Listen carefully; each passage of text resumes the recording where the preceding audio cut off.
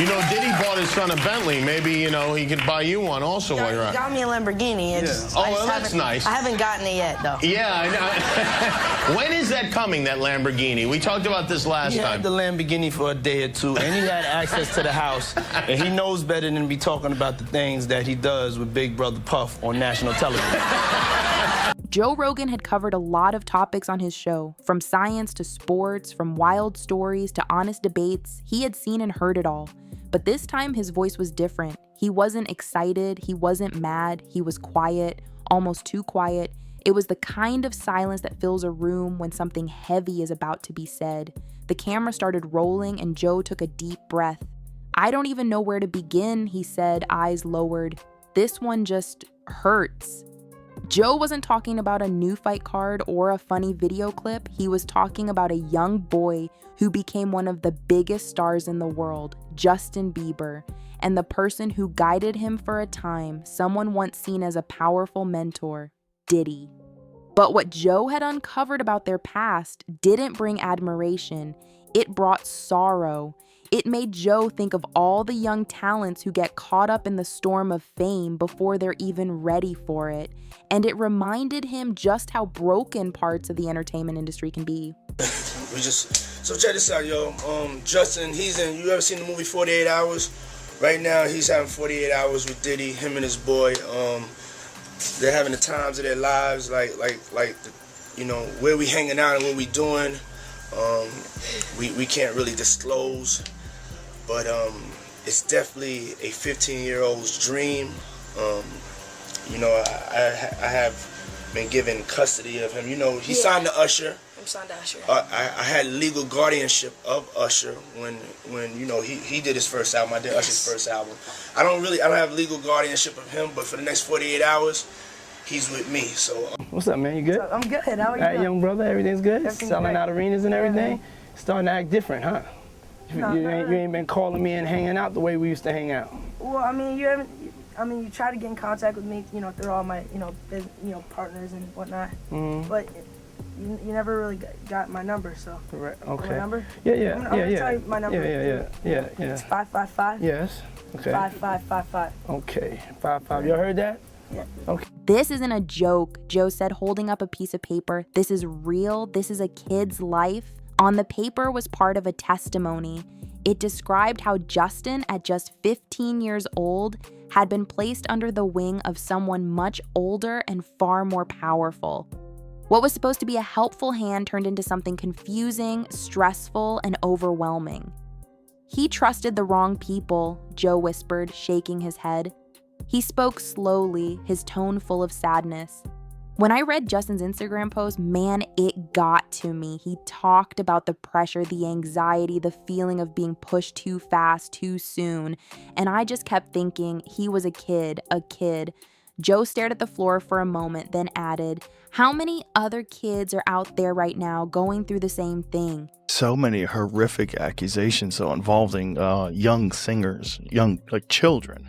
Yeah, it's disgusting. It's insane. He makes R. Kelly look like a decent guy. Yeah. It's so crazy. It is crazy. And meanwhile, the guy was like hanging out with Oprah, hanging out with Obama. Jay-Z, Everybody. I'm sure the Clintons were there at some point. Maybe Bill.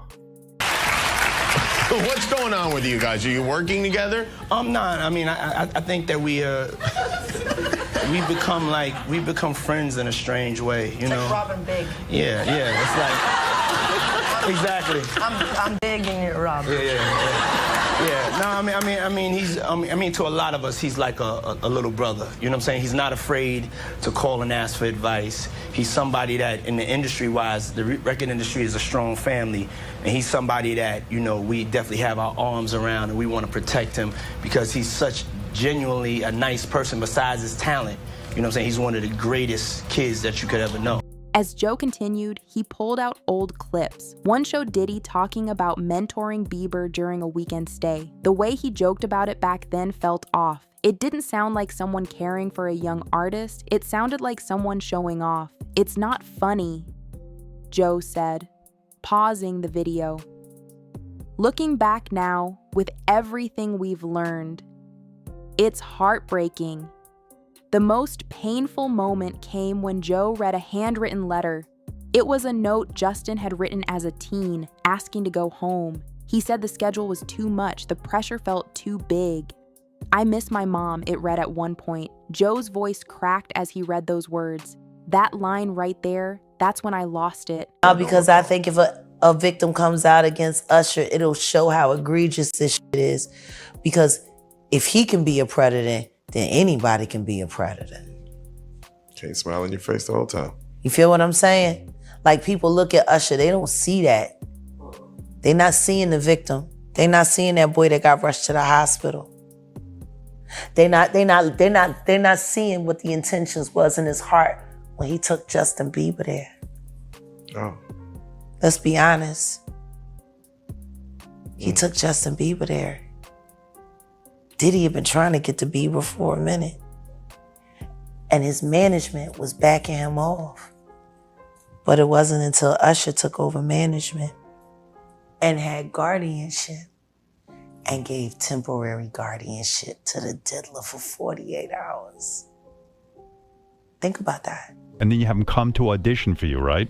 Actually, with a few people. My wife at the time. Right. It also was Perry Reed, L.A. Reid's first wife. You were all sitting in a room somewhere. We were in a room. Yeah. And I showed her the video. And Perry says, "Are you crazy? You better get down there and meet this kid right now. He's amazing." When all these pics come out and all this stuff with Bieber's big penis, are you the mastermind behind that? Say, listen, show off your big penis and people will come to those concerts. Or are you sitting there? Is that the kind of managing he's doing? Usher, are you sitting down with him and saying, "Yeah, show your," or leave it in your pants? I mean, do you sit him down and say, "Look, part of this is PR, Hey, man." by the way, he does have a brain of his own. Yeah, but were you shocked at the size of his penis? Hey, listen, he has a mind of his own. What he chose to do with his penis is his prerogative. He's managing that aspect of his life. But Usher is somebody. I have nothing to do with Justin Bieber's private parts, man. Flown out to Atlanta by a manager. His name's Scooter Braun. Flown out to Atlanta just to meet with him and meet different producers and different people. I was actually going to meet Jermaine Dupri at his studio. And who rolls up? Usher in his Range Rover. Rolls up. And I was like, "Is that who I think it is?" And Scooter was like, "Yeah." And so I ran up to him and I was like, Usher, I love your songs. You want me to sing you one?" And he was like, "Let's just go inside, little buddy. It's cold out." So the politest possible way he could say no, he did. And I was like, wow, he just turned me down. And I was a little disappointed. He had to go into a studio session, so I was like, whatever. And a week later, he actually watched my videos with my manager. And was like, "Oh my gosh, why didn't I let him sing?" So flew me back to Atlanta where I got to meet him again. And he wanted to sign me. But there was something else. Justin Timberlake, right? Yes, Justin Timberlake also wanted to sign me. It was like kind of like, what happened was Justin Timberlake and Usher both went into a ring and boxed it out. And the outcome was Usher. I think it was a TKO. Joe began thinking about his own children. If my son ever felt like he couldn't speak up, that he was trapped, I don't know what I'd do, he said. Kids need protection, not contracts. They need peace, not pressure. He went on to describe the things Justin faced. Long hours, tight schedules, travel without his parents, and decisions made for him instead of with him. That's not mentorship, Joe said quietly. That's control. He looked at his audience and said, if you have kids, imagine them at 15. Now, imagine them surrounded by adults who only care about money. That's what happened here. And good luck when you're older. You know, Justin Bieber had a post the other day on his Instagram talking about all the drugs that he did when he was younger and how much it fucked him up. And now he's got a relationship with the Lord and he's got, you know, he's married and he's trying to be a normal person. Yeah. But he's struggling with the fact that he was insanely famous when he was a kid. The you of then was on a path of self-destruction. Oh, for sure. Yeah, I would have, for sure. 100%. Yeah. It would have been no bueno. It was bad. I don't know if I'd be alive for sure. It was dark. So I'm very, very grateful to have influences in my life that have played a huge part in me seeing their relationship with Jesus and their relationship with their wives and their relationship with their kids and saying that's what I want. But I want to definitely tell my story so that if that resonates to anybody, that they can hopefully. But yeah, just protecting those moments, because people take for granted encounters. And months ago, I was really struggling mentally and emotionally, and just there was so many things that were adding up, and I wasn't able to enjoy any of the things that I own. That stuff's not gonna matter to you. None of the actual things did anything, because I was so hurt and I was so confused and I was so sick, and there was all these things, and I was like, I can't, there's like, you just can't, like you said, you can't enjoy the actual physical, tangible, like, things that money offers, right? More evidence came to light: emails, travel records, security reports, each one a small piece of a much bigger puzzle. Joe laid them out on his desk. All of this, he said, it tells a story, and it's not a good one. He explained that Diddy had asked for control over Justin's travel and lodging. It was never officially signed, but things still moved ahead as if it were. They bypassed the checks. They ignored the questions. They pushed forward because nobody wanted to slow down the machine, Joe said. Then came the footage. A short video taken late at night showed Justin walking nervously through a hallway. It was quiet, too quiet. The timestamp read 3:12 a.m. Why is a 15-year-old out at 3 in the morning with no adults he trusts around? Joe asked, voice filled with concern. That's not normal. That's not safe. He did an interview back in 2020 with Zane Lowe. I think this was on Apple Music. And he was speaking about another young artist that was coming up, Billie Eilish, and Eilish.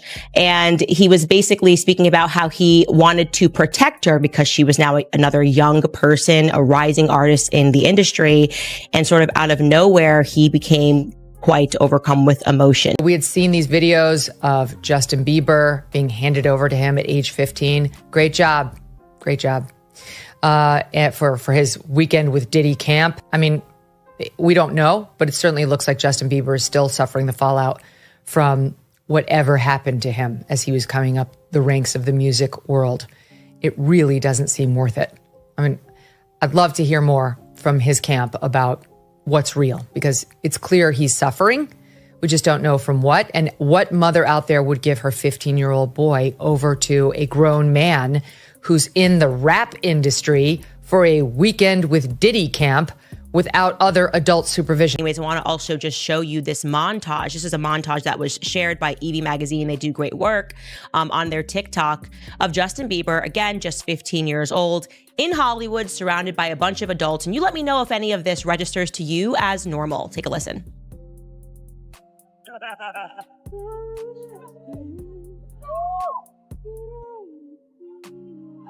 Wow! I feel violated right now. Wow. Lean into me again. You smell amazing. How old are you? Thank you. How old are you? I'm 16. I'll be 17 in like 2 weeks. I don't ever remember smelling that good at 16. Like that was bad. Yeah. Wow, look at your eyes. Look at what a beautiful face. All right, now it's time to... Joe's sadness grew deeper when a therapist's report was read on the show. It described how Justin struggled with stress, isolation, and confusion during his early years. The words burnout and emotional fatigue kept coming up. Joe couldn't hide the pain in his voice. He wasn't being lazy. He wasn't being dramatic. He was hurting. Listeners around the world responded. Messages poured in. I cried watching this, one person wrote.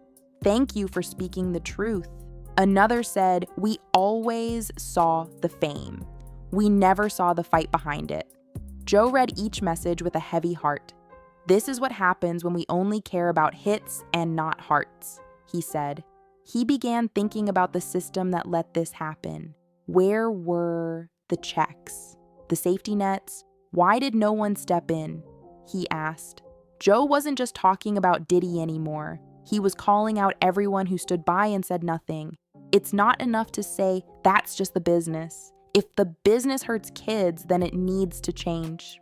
He called for stronger rules, clear guardianship, real therapy, and open communication between kids and their families. We need contracts that protect the artist, not just the money. We need schedules that include rest, not just rehearsals, he said, and we need people are in charge who actually care. Joe ended the show with a promise. I'm going to donate all the ad money from this episode to groups that help young artists, he said, because Justin's story shouldn't happen again. But before signing off, he looked into the camera one last time. To anyone out there who feels stuck, who feels alone, please know your voice matters, your story matters. Don't let anyone take that away from you. The episode didn't end with a loud bang or big debate. It ended with silence, and that silence said more than words ever could.